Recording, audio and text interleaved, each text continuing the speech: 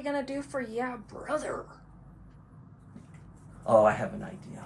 Oh. What is up, everybody? Byron and Candace here with Bdiamond Leather, Memphis Diamond behind the camera today. And we have a pretty special show for you today. But before we get into what we're going to be doing, did you guys know that it is the raddest day of the week? Yeah, brother. It's Monday. Monday, the day that we upload our leather tooling videos.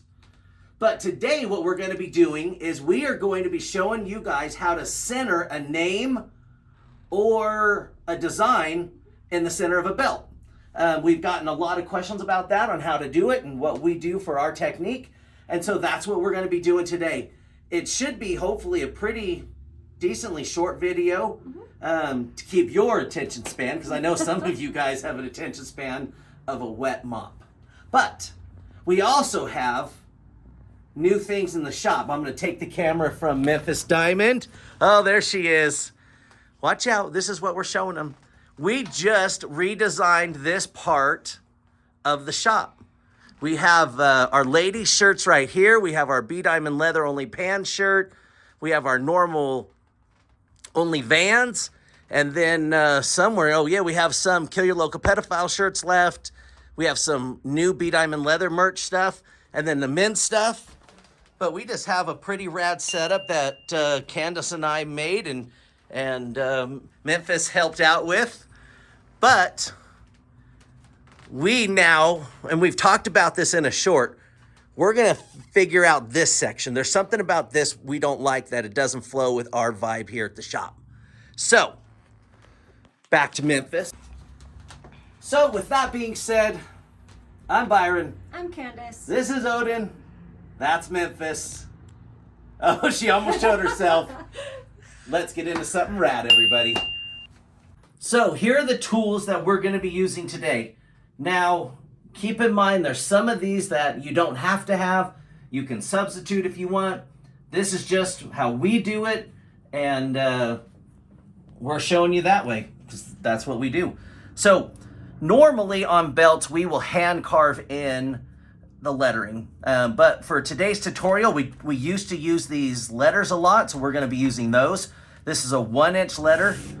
We have this. I don't know what this is called, but it goes on your letters on the back so that you can stamp them in. And then we have that. The letters all come with this one.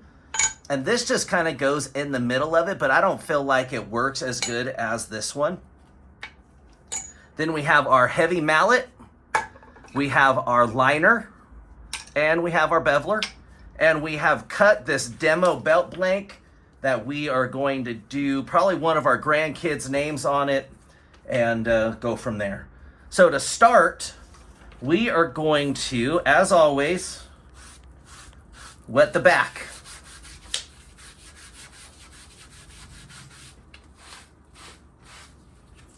And then get a little bit more wet. We're going to case the front. Oh, I have a pro tip for you guys that I'm going to give you a secret. You guys are going to love this.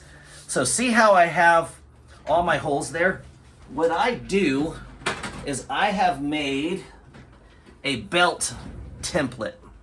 So when I'm cutting a belt, and let's say it's straight on this side, I just lay that down on it. I mark where my end is, and I mark all my holes, and then I can punch them out, and I'm good to go. But this is a pro tip that will help you out a lot. Trust me, a lot. All right, so most belts, if you're buying them from like a supplier, they'll already be cut for the center hole for a buckle. If not, and you're like us where you cut all your own belts, you have to put that in yourself.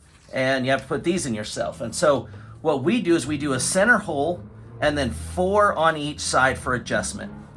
I'll find that center hole, put my finger over it, and then first off, I'll fold this over so that I know exactly where the middle's at.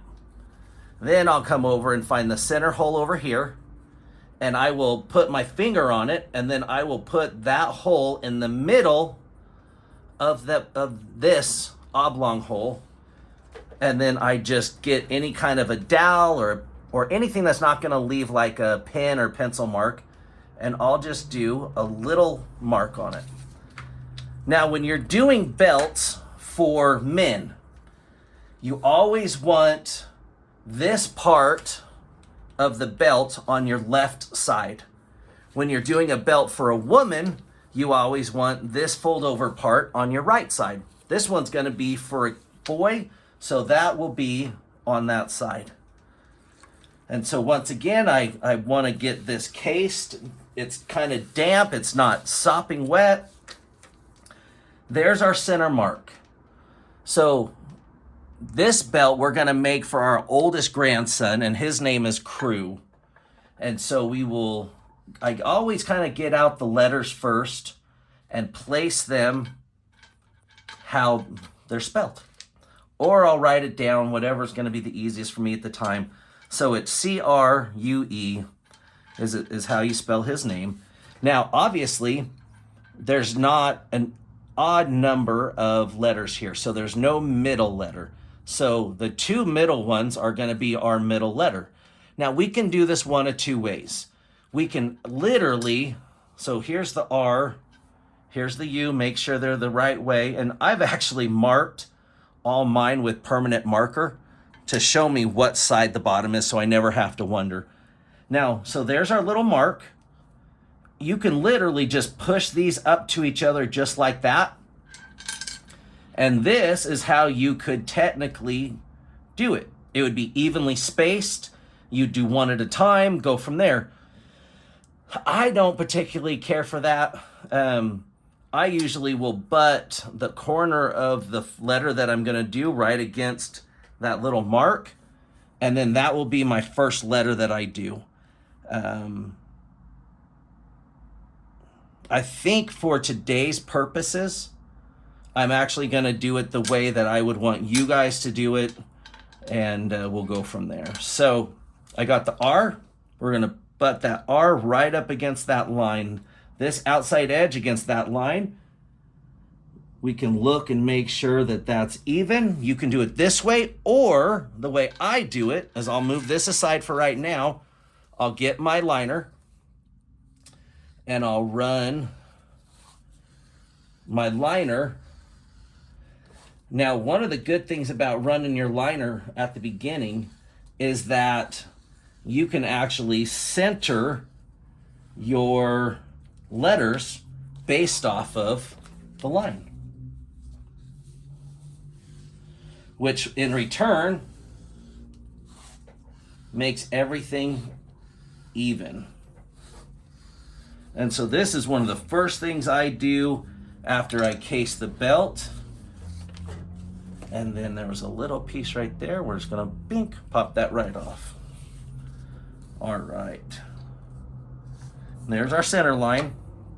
We're gonna get the R, and we're gonna put the R right against that center line. We're gonna put this line against this bevel line, and we're gonna put this top line against that top line. Now we know we're exactly even. We'll get this, put it over the top, making sure that you're pressing that down and holding it. And then we're gonna hammer down. Yeah, brother. So before I move that, I'm actually gonna get the U, and the U will just butt right up against that. Making sure that that's even all the way around. We're gonna get our hammer on there and hammer down. Yeah, brother. And you can actually pull those off and they should be even. So we're gonna finish that out. The R's on there. We're gonna do the C now. We're just gonna butt the C right up against it. Have that on there. Hammer down. Yeah, brother. And now we're gonna put the U on there, making sure that we're lined up in the holes. We got the E, making sure that's lined up. Get that on there, and now we're gonna hammer down. Oh yeah, brother. All right, now we have our lettering.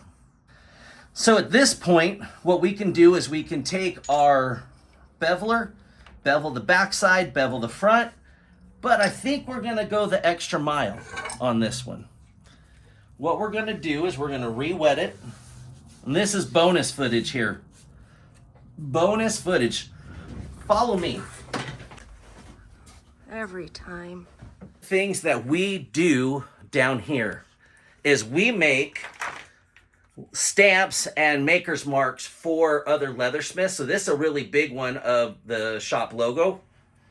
But we've made, I mean, literally all kinds of stuff. So Tucker Speed one. You guys have seen us do stuff for Tucker Speed. This one right here, you probably won't really be able to see it, but I'll show it once it's on there, is our maker's mark. We're going to line that up on the tip facing out. And then you can get this arbor press at Harbor Freight. I think it was like 20 bucks maybe. And we're going to put it in our arbor press and get it centered and hammer down. Yeah, brother. And then it comes out and it has our logo on it. And so now what we can do is we can come back in here.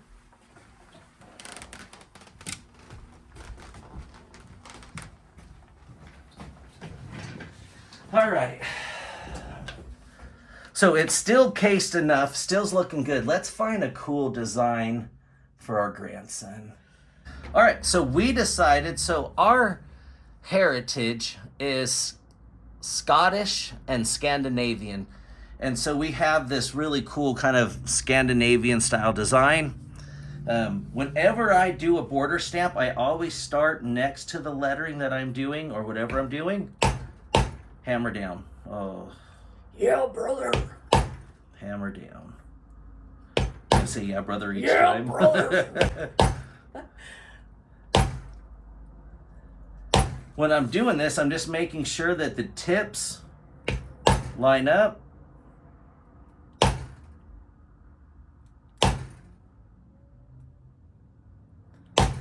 And that it's as even as my eyes are. All right, so we have our border design done. Kind of gave it a pretty cool little look to it. Now we're going to burnish with our burnisher.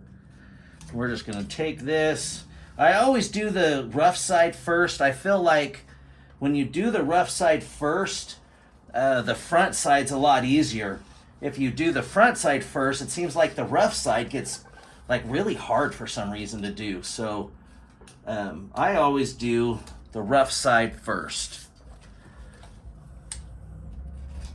Now, normally we do our belt at a 9 to 10 ounce.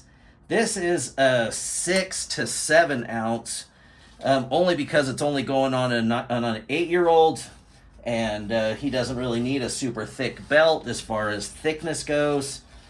And so if it is like you're using saddle skirting with doing your belts, it is a good idea to skive down where the fold is. And so you would take your skiver, you'd fold this over, you'd make a mark, and then you'd skive this down about half of the thickness of the 9 to 10 ounce or whatever size thickness you're using if it's bigger than that. And that way this folds easier and it's not really bulky. But being that it's 6 to 7 ounce, it's not gonna matter. And also, what we're going to be doing, we're not going to be dyeing this because not everybody's going to have dye. And if you just want a cool belt and you want to have it be quick and fast and easy, technically, you don't even have to bevel it. You could just leave it with this 90-degree edge on it and you'd be perfectly fine. Matter of fact, there's multiple shops out there that sell belts, and that's how they do it. This is how we do it.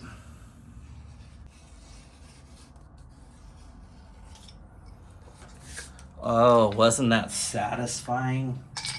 All right, now This is if you want to.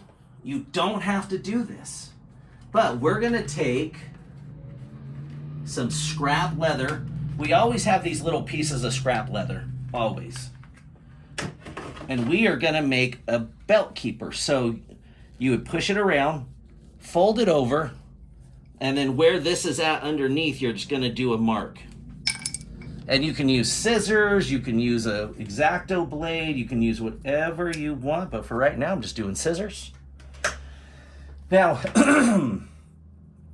now if you want to, you can just punch like 2 holes over here, 2 holes over here, and lace this together. Or, if you want to spend the money, you can buy one of these. This is a stapler specifically designed for doing straps like this.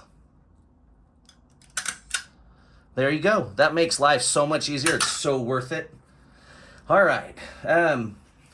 So there you have it. That's how to center a name or a design in the middle of a belt.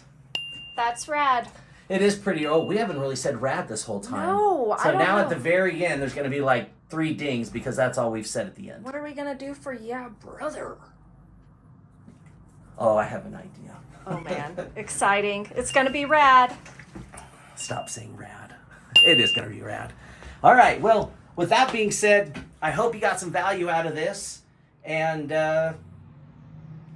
let's do this. Oh, her hair is not done. It's just up. Oh, she hates this so bad right now. Not feeling so great today. It's true. She has a migraine and she's still here doing this anyways. We're so grateful. Thank you very much for watching our channel, helping us grow.